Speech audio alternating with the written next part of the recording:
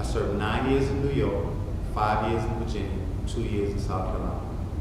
As opposed to coming home and taking my life story and the life stories of the individuals that assisted me with producing these works and selling them to hip-hop magazines or selling them to hip-hop authors to produce entertainment materials that would further, in my opinion, that would further poison the already weak minds of the young men and women in society that try to emulate rappers, that try to emulate individuals like I was in the 80s. As opposed to doing that, we said, we're going to go to school to secure enough education to produce a program, put the program to work, get some measurable results, and then introduce it to society as something that is concrete. After doing 16 years in prison, I came home. I have 2 BAs, 2 masters, a national certification in human resources, and I'm in hot pursuit of a PhD. Taking my life story and the life story of other individuals from my era, friends of mine that are incarcerated that would never see the light of day again, taking situations that we see, current event situations, we've decided to sit and design a volume of prevention materials and then take those materials back into the public school, back into urban communities to teach individuals how to address this situation when it occurs again. Not if it occurs again, when it occurs again, because it's going to occur again. Trayvon Martin is going to happen again. Sean Bell is going to happen again. Abner Louima is going to happen again. So the GRAAFICS program was designed by individuals who were the problem.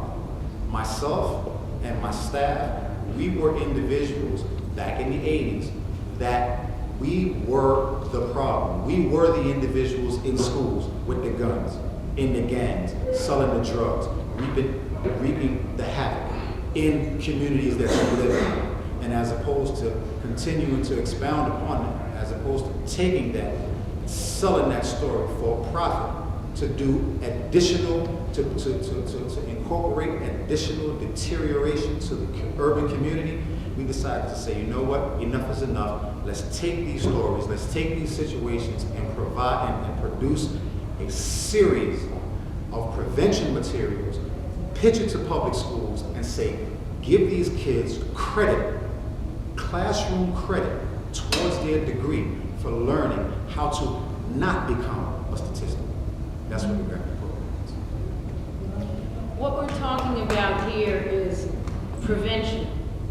And there are, if you think about prosecutors, you think about DAs, you think about law enforcement, they are there to prosecute. There is very little prevention going on in law enforcement today. There's Project Bear, where police will go in once. There is some other programs.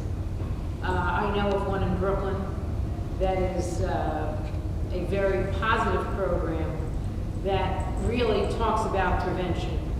And that's called Project Little Lives by DA Joe Hines.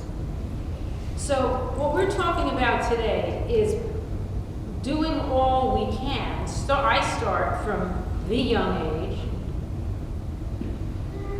meaning 2 and 3 years old, through elementary school, and then we go further. So are there any questions? We'd just like to have it open.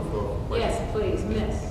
Hi, my name is Louina, and I'm an actress here in town and also a mother and grandparent.